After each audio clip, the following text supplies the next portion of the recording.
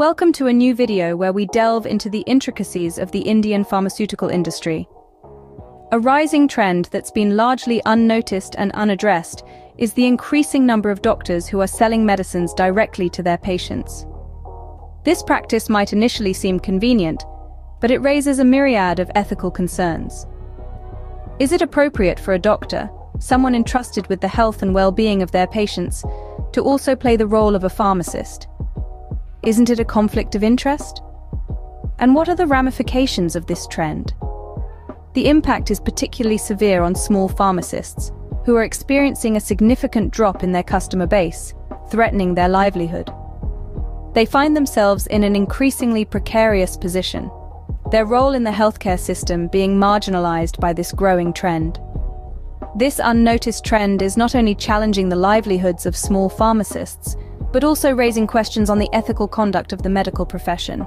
The first victims of this trend are the small pharmacists, who are finding it increasingly difficult to sustain their businesses. Imagine Mr. Sharma, a pharmacist who has been running his small pharmacy in a humble neighborhood for over 2 decades. His pharmacy was not just a business, it was a community service. People came to him not only for medicines but also for health advice, guidance, and sometimes a comforting conversation. But things changed. The local doctors began selling medicines directly to their patients. The footfall in Mr. Sharma's pharmacy started to dwindle. His regular customers were no longer regular. His earnings began to dwindle, making it harder for him to keep up with the rising costs of running a business. The story of Mr. Sharma is not an isolated one. Across India, small pharmacists are grappling with a similar situation. They are being squeezed out of business by a practice that is not just ethically questionable, but also threatens their livelihoods and the well-being of the communities they serve. Pharmacists do more than just dispense medicines. They are often the first point of contact for patients, providing valuable advice and ensuring that medicines are used safely and effectively. They play a crucial role in healthcare, particularly in rural and semi-urban areas where access to doctors can be limited. But now, these small pharmacies are facing an existential crisis.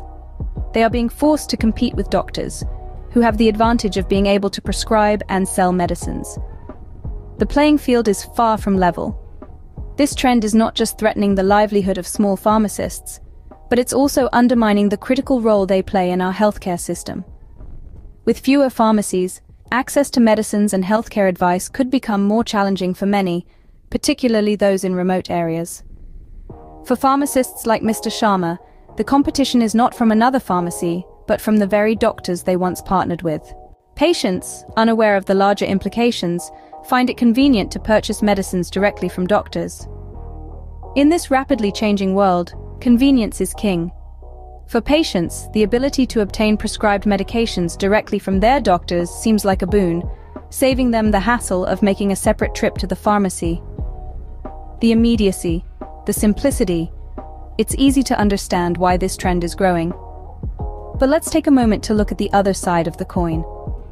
The convenience of this practice is undeniable, but it also poses some significant challenges. One of the most pressing issues is the potential risk of overprescription. When doctors sell medications, there might be a temptation to prescribe more than necessary, leading to overmedication, which can have serious health implications. And what about choice? Often patients are given no other options but the medicine that the doctor is selling. They may not have the opportunity to consider generic or less expensive alternatives. This lack of choice, coupled with the potential for overprescription, can leave patients feeling helpless, trapped in a system where their health is at the mercy of their doctor's prescribing pen. Moreover, this practice disrupts the traditional relationship between doctors and patients. The doctor's role is to diagnose and prescribe, while the pharmacist's role is to dispense and counsel. When these roles blur, it can lead to confusion and mistrust. There's also the question of accountability. If a patient experiences side effects or complications from a medication, who is held responsible? The doctor who prescribed and sold the drug? Or the patient who didn't have a choice but to buy it? In the end, it's the patients who might find themselves stuck in a catch-22 situation. On one hand, they have the convenience of buying medicines directly from their doctors. On the other hand, they may be unknowingly putting their health at risk and contributing to a system that could ultimately lead to higher healthcare costs. The patients, while being beneficiaries in the short term, might end up paying the price in the long run. The FDA, the body responsible for regulating this practice, seems to be turning a blind eye. Now, this is not a statement made lightly. The Food and Drugs Administration, or FDA, is the regulatory body tasked with ensuring the ethical practices of doctors and pharmacists alike. Yet the issue of doctors selling medicines directly to their patients appears to be slipping under their radar. One may wonder why this is happening. Could it be due to a lack of resources or manpower? Or perhaps it's an issue of priorities, with other, more pressing matters taking precedence. Some even suggest that it could be a case of bureaucratic complacency, where the problem is recognized, but action is delayed or avoided. The exact reason remains unclear, and this ambiguity only adds to the problem. This lack of action from the FDA has profound implications for the pharmaceutical industry in India. With doctors stepping into the role of pharmacists, traditional pharmacies are losing business, leading to a decline in the industry.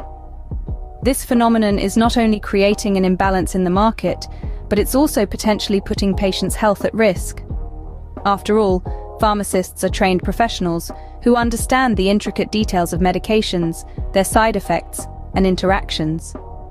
Moreover, it's creating a ripple effect on the employment within the industry.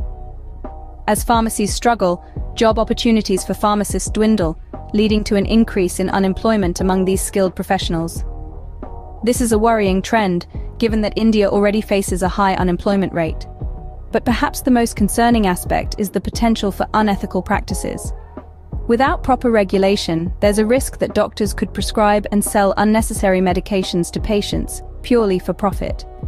This could lead to over-medication, misdiagnosis, and even addiction. It's a complex issue, with many intertwining factors. But one thing is clear: the lack of regulatory oversight is allowing this trend to flourish. It's a regulatory vacuum that's allowing this trend to flourish. This trend is not only impacting the present, but also shaping the future of the Indian pharmaceutical business. The long-term impacts of this unchecked practice could be profound. Imagine a future where the small, local pharmacists that we rely on for advice and immediate medical assistance are no longer there. These local pharmacists are more than just sellers of medicine. They're part of our communities. Their potential disappearance could drastically change how we access and understand our health needs. Additionally, as doctors continue to sell medications directly, they could inadvertently contribute to the over-medication of our society. Without the checks and balances provided by pharmacists, the risk of misuse and overuse of drugs may increase, leading to a potential public health crisis. But it's not all doom and gloom. This situation also presents an opportunity for regulatory bodies and the pharmaceutical industry to rethink their practices and create a more sustainable and ethical model. One potential solution could be a stricter enforcement of regulations. The Food and Drug Administration, or FDA, could increase its inspections and hold doctors accountable for their sales practices. Another solution could be to foster stronger collaboration between doctors and pharmacists. Instead of competing against each other, they could work together to ensure the well-being of their patients.